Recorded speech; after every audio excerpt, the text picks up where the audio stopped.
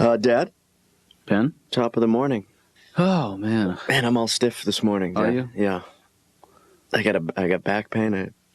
Shoulders are tight. You sleep in a weird position? On the floor. Fell off the bed. Again? I got problems. You know, I had a weird thing happen to me last night. On the floor? No. Before that. On the bed? No, before the bed. When I was out. Yeah. Remember I came back from the food village? Right. You had already fell asleep. Right. I tucked you in. And I appreciate that. Yeah. Next time, don't cover my feet, because I love to have my feet out. I don't know why. Why is that? I don't know why. Don't they get cold? They don't get cold. What happens is if my feet get tucked in, I feel confined. The KATZs have always had good circulation, you know? I think you can trace that all the way back to... Circulation has always been in our blood. Oh, my God. And I'm fast asleep. I am so you now, Dad. It's amazing. I'm uncomfortable enough with me being me.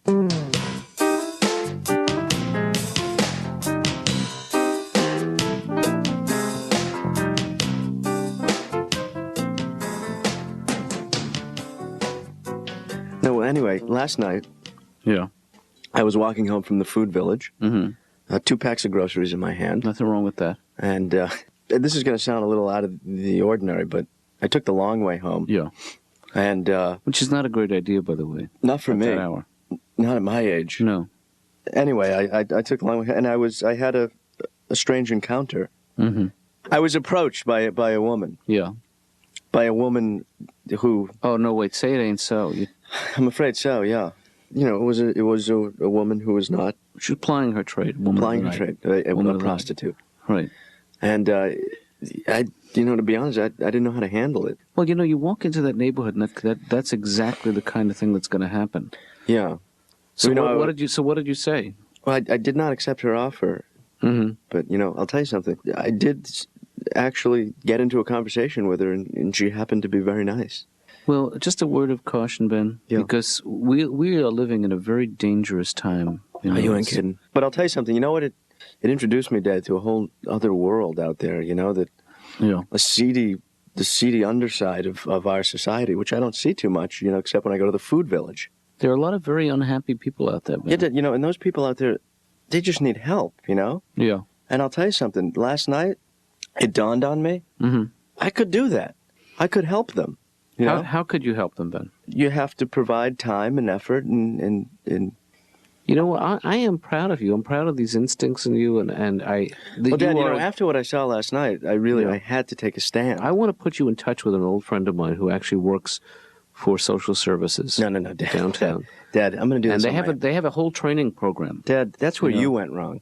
Okay, I'm not going to take that road. All right, I'm going to do it myself, and I'm going to do it right. And how are you going to provide? How are you going to maintain? My agenda is a little different. Okay, I'm going to go out there. And I'm going to deal with the people one-on-one, face-to-face. Yeah. Now, how many people in a week do you think you can help like that?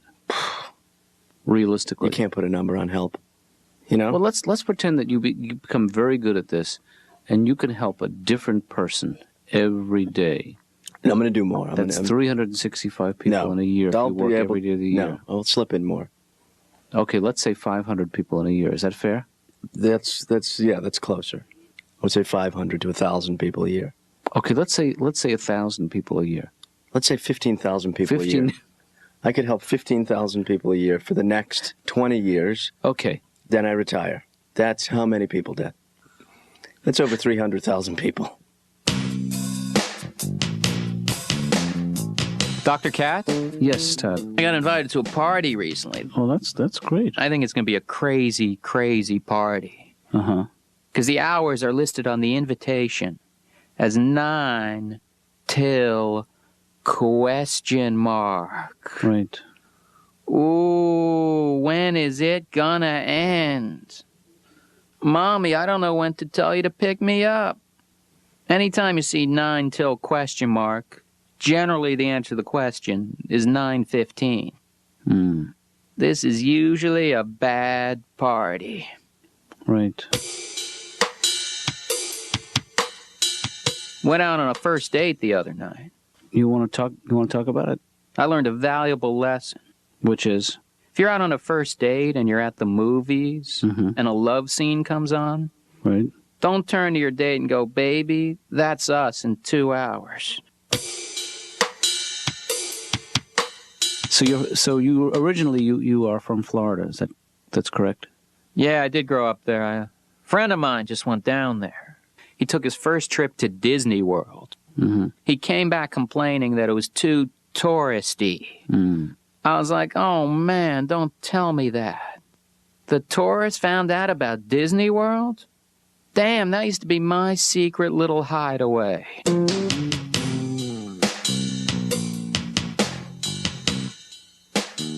There are agencies, there are social service agencies. Yeah, but why aren't those agencies working? Why aren't they helping the people who really need it? They're up against a bureaucracy that's large and unfeeling. You know the major problem? Me? I think so, yeah. That's what I was afraid you were going to say. Well, you have a part in it. I mean, you know what it is? You don't help the people who are outside your realm, your world, your little sheltered world. I'm just saying that right, maybe I can. You know, maybe I can fill in where you failed. I didn't fail. I'm helping the people who need it. I didn't fail, Ben. As opposed to just helping people and making a profit from your own. I don't consider myself a failure at all. Well, I'm a phony. Oh, but I'm not a failure. Everything's difficult. Life is difficult. Every time you get out of bed and you have to head out into the world, it's potentially difficult. Mm-hmm. But I don't want to get into that, that trip. Right. To me, it's negativity. It's you feed on your own negativity, and I don't want that. You understand? I really want to change. Well, I think that it's not. I want some substance. I don't want this kind of, rhetoric. It's just, because it doesn't really change the world. It doesn't change the consciousness. It doesn't elevate us. It's just this. We're in the mire and the muck and the nonsense. Yes. But that's not even the point here. That's not even the point. I want something deeper. I want something that elevates me, that takes me out of this day-to-day self-indulgence, thinking about my past, thinking about my family, what they did to me, how they twisted me. I want to let go of it already. It's enough. I'm an adult. I'm a woman. I mean, I've got to be able to move forward in my life, to have relationships, to have happiness. Why shouldn't I be able to have that? There's just no reason for it. I'm blocking it. And I think sometimes when I talk about the obvious, when I talk about the superficial aspects of my life and what causes all these problems, I just sink deeper into it, when I leave here.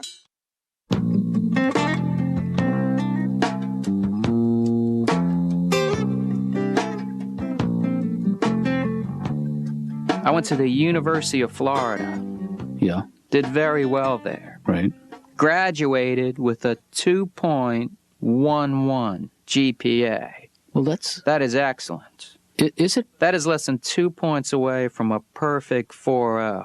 That is a phenomenal GPA. That's true. That's a bad GPA. I was lying. Well, that's what I thought. I was on academic warning. Then I was on academic probation. Then they had to create something new for me. I was put under academic house arrest. I got bad grades in college because I didn't study, as simple as that. Yeah. That's my recipe for bad grades. Don't study, voila, bad grades. Right. Dr. Katz's office. Hey, Laura, it's Ben. Hi. How you doing? Fine. Listen, Laura, I'm calling from the street. Mm-hmm. Ah, man, I love the street, Laura. I love the smells. I love the... Is there something I can do for you? I'm at a payphone right now, Laura. I'm kind of moving from neighborhood to neighborhood, mapping out a strategy for what I'm doing right now. Do you want to know what I'm doing right now? No. I'm helping people, Laura. Most people don't even take the time to look around, to open their eyes to what's really happening in the world, to what's going on in the streets. I'm talking about the other side of the tracks, Laura. I'm talking about the bad neighborhoods. I'm talking about the seedy side of town. Ben, it's 11 o'clock in the morning. It's a quest that I'm going to go on. It's a journey. It's a journey for the betterment of people. That's what I call it. So you want to hop on the good. You want to hop on the good side. You want to get on the righteous train. So after college, then you moved to New York City, and you start working. I used to be a foot messenger. Mm-hmm. Had a really condescending boss. Mm.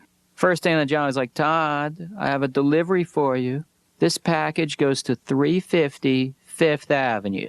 That's in the Empire State Building. Right. Are you going to be able to find that? Oh, gosh, not without a landmark or something. Is there maybe a Burger King around there? You're cut out for it, Laura. I mean, right now, you're on the wrong side of the fence. And what I'm going to do is I'm going to pick you up, and I'm going to lift you over, and I'm going to put you back down on the right side of the fence. But you know what? What? It starts with you. You're going to take that first step, then I can help you. Or we could just have lunch today. I don't think so. I'll bring a sandwich. We'll eat in. What do you like, turkey? Smoked turkey? But I got roaches in my apartment. So I got these combat roach traps, laid them out all over the place. Right. So I had a woman over my apartment not too long ago, a couple years ago. Anyway, she's checking the place out. She's like, Todd, you don't have a roach problem, do you? Those aren't roach traps, are they? I'm like, roach traps? Those are speakers, baby. Haven't you ever heard of floor tweeters? So I had sex with this woman, I did. I took out the box of condoms, right? Yeah. She takes the box from my hand, looks at it, and goes, hey, Todd, good choice. Good choice. Now, I didn't expect her to be a virgin, but this is no time to show brand loyalty, you know what I mean? I know what you do is what you do, but you're part of the problem. You're not part of the solution like I am, okay? You live the same sheltered life as my dad does. You work for my dad. You're in there in your air-conditioned office thinking everything is great and fine. It's the same selfish crap I've had to deal with my whole life. And I'm sick of it. Hello? Hello? I don't want to have any kids, man. I don't want to have kids because I like kids too much to have them. I see these couples that go away without their kids. They go away on vacation without their kids. How do you tell your kid you're going away? It's like, hey, we need a break from you. No, I understand, Mom and Dad. You want some time alone. Oh, we're not going to be alone. We're actually going with another couple. It's really just about getting away from you.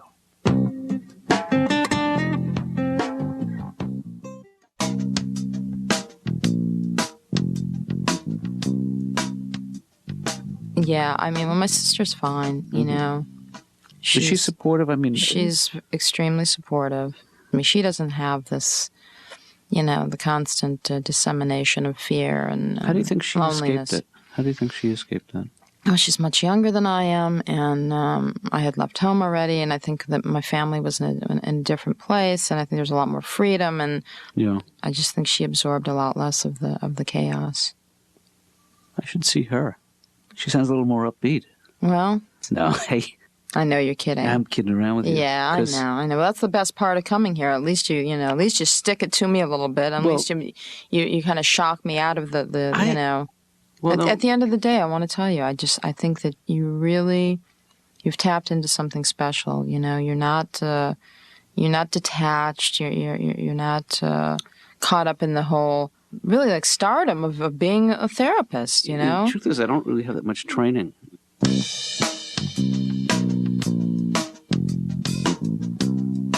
So now you don't smoke, do you? No, I don't smoke at all. I'm very anti-smoke. I'm actually a militant anti-smoker. Yeah. I don't even let people smoke in my apartment. I should rephrase that. I don't let men smoke in my apartment. If I have a woman over, she can smoke crack, light a hibachi, have a book burning. I don't really care. God bless her for showing up. I had 19 cups of coffee today. Whew. Takeout coffee, one of these takeout places. Yeah. I went there and said, cup of coffee, please. Guy goes, would you like some sugar in that? I said, yeah, go ahead. He's like, all right.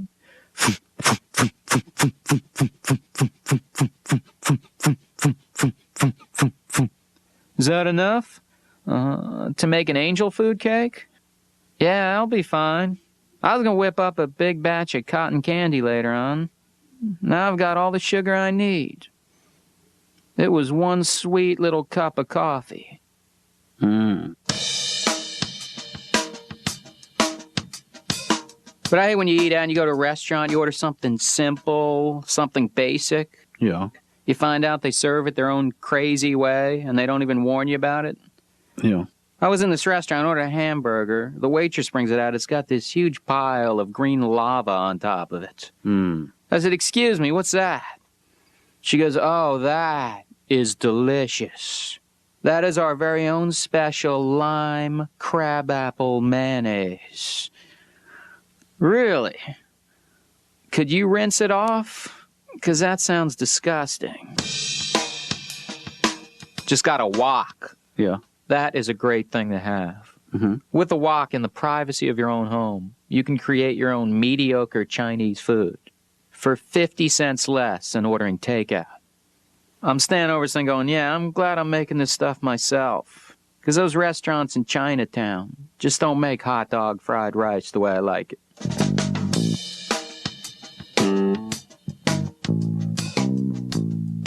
Do they have a name for you on the street yet? I know they assign names to people, street people. Do they really? They used to call me the professor. You used to be like me, Dad. So how's it going? I haven't been able to help anybody yet, really. Mm-hmm. One-on-one? Not so simple, is it? Yeah, but I haven't really got the courage to approach someone yet. But I'm working on it. Mm-hmm. Always open with a joke. Do you think that'll work? Sure, you break the barriers. You know I'm not good like that, though. Yeah. Give me one. A sight gag. Pratfall? You know the thing you used to do with your thumb? You know this Oh, right, to separate the thumb. Yeah, tell them you have their nose. As an opener. So, you know, these two guys are going golfing, and one guy says, I'm going to stop for some golf balls. You need any? And the guy says, no, I got one. So what do you mean you got one? What if you lose it? He says, you can't lose it. It's a special ball. So what if you hit it in the water? He says, no, it floats. You can't lose it. It's a special ball. What if you hit it into a bush and you can't find it? He said, no, it's got a beeper, a homing device. You can't lose it. What if it gets dark and you hit it into the trap? It glows in the dark. It pulsates. It's a special ball. You can't lose it. It's an amazing. Where'd you get that ball? He said, I found it. Stanley, did you ever pay for sex? With a prostitute? I'm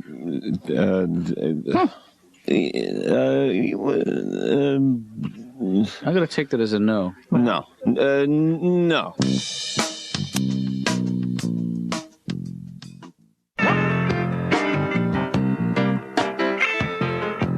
Hey, Ben, I got kind of a disturbing call tonight from Liz, who is a good friend of mine, and she told me that she told me she bumped into you last night, and she was concerned about your reaction to her, you know? Well, how so?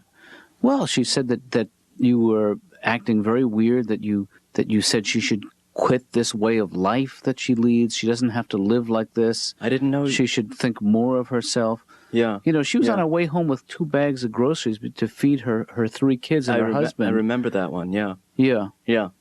Well, why did you respond to her that way? Because, Dad, you know what I'm doing. Now I'm talking to some of the people who walk the streets, and yeah, but Liz, the odds are with me. Liz was at your birthday party from the time you were 1 to the time you were 7. Well, Dad, it was night, and the light was dim, and I don't know, Ben. It disturbs me to think that that's your first reaction to a woman carrying groceries. She was carrying groceries, but she was doing it so provocatively. I'm thinking curfew. I got to be honest with you, Dad. There is only so much I can give of myself. I mean, I know I've got a lot. Yeah. But I can't give no more. Well, you can't go on like this for 3 days in a row. This is ridiculous. Yeah. I mean, I'm running myself ragged. The schedule is crazy. You burn yourself out. There are no specific hours for help. It's all the time. Right. I know burnout is part of the job. But, that's the biggest problem in your field. But, I've gone beyond that point. I need to get upstate and just take a break. Yeah. Breathe the clean air. Yeah. Get off the streets. Get into the country. Mm-hmm. Will you do me a big favor? What? Would you give Liz a call and apologize and just explain to her that you didn't recognize her? If I did that to Liz, I certainly would apologize. But there's a good chance she should change her lifestyle anyway, no matter what she's doing.